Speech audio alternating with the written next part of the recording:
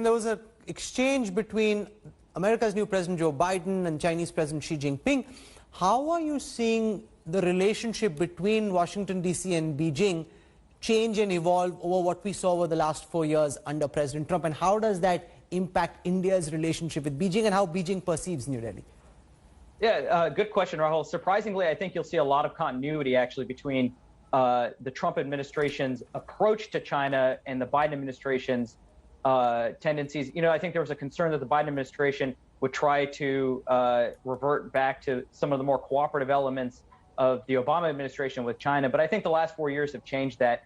And, one advantage, I think, is the Biden administration has just a higher level of competence in its Asia policy appointments.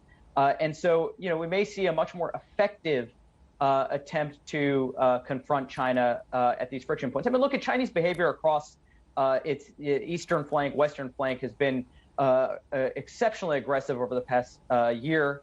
And the U.S. is well aware of that with eyes wide open. And so I think, the focus on the Indo-Pacific is not just rhetoric. There is a lot of effort to redeploy and reorient American national security strategy towards the Indo-Pacific. And India is a big part of that. And one big piece of this, we hope, is that the Indian military will be able to participate, especially the Navy and the Air Force, and not just the Army, in a broader China strategy. And Arthanjan, the one question the mandarins in Beijing will need to confront is, what did China get out of this entire operation? If they've pulled back, as they have now reportedly from Finger 4 to Finger 8 after having come in, if India sat on their heads on top of Finger 8 in Rezangla, Rechinla, in the south bank of Pengongsho and other areas which Gaurav and General Joshi don't want to talk about, and if the Chinese had to turn their tanks back and go home, then what was the purpose of this mess? China talks of shared prosperity for people of Asia. That's the right approach. You've lost a friend. The Indian Prime Minister was personally keen on engaging with the President of China, the people of China. He's been a long-standing advocate of India-China relations. All that's in the history bin now. Your apps are being banned. Your companies can't invest in one of the fastest-growing markets in the world. It's said that Chinese strategists are really wise, but in this case, there's a lot of mango souffle on their face that the mandarins have ended up with.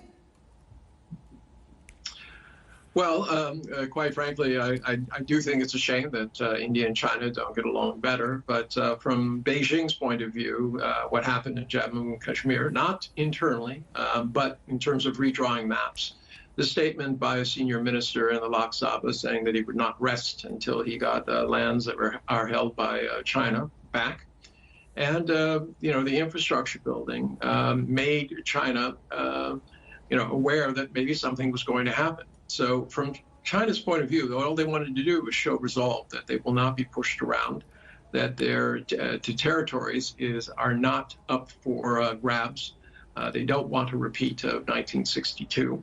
And they simply want to go forward. In terms of goodwill, India had the opportunity to join RCEP for political reasons. It didn't.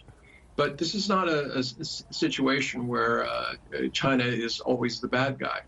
I would respond to my fellow American that from China's perspective, they're defending their shores and their territory from freedom of navigation patrols by the United States, who is not a signatory to the UN Convention of Laws of the Seas, but sees itself as the policeman for that. These are unilateral actions by the U.S., and these are the types of things that concern Beijing. They do not want to appear weak.